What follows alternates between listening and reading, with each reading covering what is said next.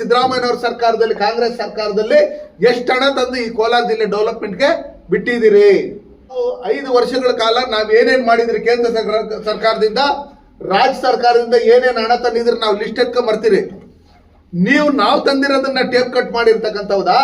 ಇಲ್ಲ ನಿಮ್ ಸರ್ಕಾರದಲ್ಲಿ, ಸಿದ್ದರಾಮಯ್ಯನವರ ಸರ್ಕಾರದಲ್ಲಿ, ಕಾಂಗ್ರೆಸ್ ಸರ್ಕಾರದಲ್ಲಿ ಎಷ್ಟು ಹಣ ತಂದು ಈ ಕೋಲಾರ ಜಿಲ್ಲೆ ಡೆವಲಪ್ಮೆಂಟ್ಗೆ ಬಿಟ್ಟಿದ್ದೀರಿ? ಮೆಡಿಕಲ್ ಕಾಲೇಜ್ ಮಾಡ್ತೀರಿ ಅಂತ ಹೇಳಿದ್ರೆ ನಿಮ್ ಕೈನಲ್ಲಿ ಮಾಡಕ್ಕಾಗಿಲ್ಲ. ಇವತ್ತು ರಿಂಗ್ ರೋಡ್ ಮಾಡ್ತೀರಿ ಅಂತ ಹೇಳಿದ್ರೆ ಅದನ್ನು ನಿಮ್ ಕೈನಲ್ಲಿ ಮಾಡಕ್ಕಾಗಿಲ್ಲ.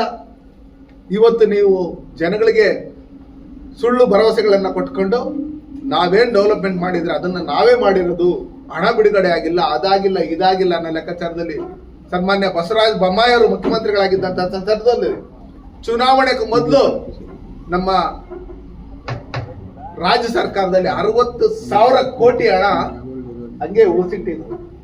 ಆದ್ರೆ ನೀವು ಮಾಡ್ತಾ ಇರ್ತಕ್ಕಂಥದ್ದೇನು?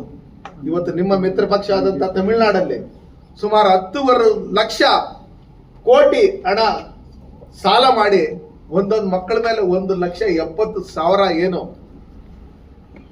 ಭಾರ ಹಾಕಿದಿರಿ. ಅದೇ ರೀತಿಯಲ್ಲಿ ಕರ್ನಾಟಕದಲ್ಲೂ ಭಾರ ಹಾಕ್ತಾ ಇದ್ರಿ. ಇಲ್ಲಿ ರೈತರಿಗೆ ಯಾವುದೇ ರೀತಿಯಾದಂತ ಸಹಕಾರ ಇಲ್ಲ, ಯಾವುದೇ ರೀತಿಯಾದಂತ ಸವಲತ್ತಿಲ್ಲ, ಮಹಿಳೆಯರಿಗೆ ರಕ್ಷಣೆ ಇಲ್ಲ. ರೈತರು ಇವತ್ತು ಆತ್ಮಹತ್ಯೆಗಳು ಜಾಸ್ತಿ ಆಗಿದೆ.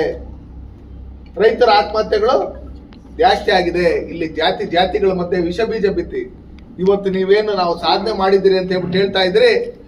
ನೀವು ಜನನ ಮರಣ ಪ್ರಮಾಣ ಪತ್ರದಿಂದ ಹಿಡಿದು, ರಿಜಿಸ್ಟ್ರೇಷನ್ ಫೀಸ್ ಇಂದ ಹಿಡಿದು, ಸಾರಾಯಿಂದ ಹಿಡಿದು, ನೀರಿಂದ ಹಿಡಿದು, ಕರೆಂಟ್ ಇಂದ ಹಿಡಿದು ಪ್ರತಿಯೊಂದು ಬೆಲೆಗಳನ್ನ ನೀವು ಜಾಸ್ತಿ ಮಾಡಿ, ಪೆಟ್ರೋಲ್ ಬೆಲೆ ಜಾಸ್ತಿ ಮಾಡಿ, ಅದ್ರ ಮೇಲೆ ಎಕ್ಸ್ಟ್ರಾ ಸೆಸ್ ಹಾಕಿ ನೀವು ಇವತ್ತು ಕರ್ನಾಟಕ ಜನತೆಗೆ ನೀವು ಯಾವ ರೀತಿ ಹೊರೆ ಆಗಿದ್ದೀರಿ. ನಾಳೆನೇ ಚುನಾವಣೆ ನಡೆದ್ರು ಇಲ್ಲಿ ಕರ್ನಾಟಕ ರಾಜ್ಯದಲ್ಲಿ ಭಾರತೀಯ ಜನತಾ ಪಾರ್ಟಿ NDA ಸರ್ಕಾರ ಬರೋದು ಗ್ಯಾರಂಟಿ.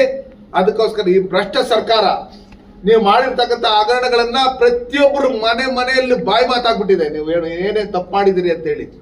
ಹಂಗಿರ್ತಕ್ಕಂಥ ಸಂದರ್ಭದಲ್ಲಿ ನಿಮ್ ಸರ್ಕಾರ ಇರ್ತಕ್ಕಂಥದ್ದನ್ನು ದುರುಪಯೋಗ ಪಡಿಸ್ಕೊಂಡು 2 ಕ್ಷೇತ್ರದಲ್ಲಿ ನೀವು ಗೆದ್ದಿರ್ಬೋದು.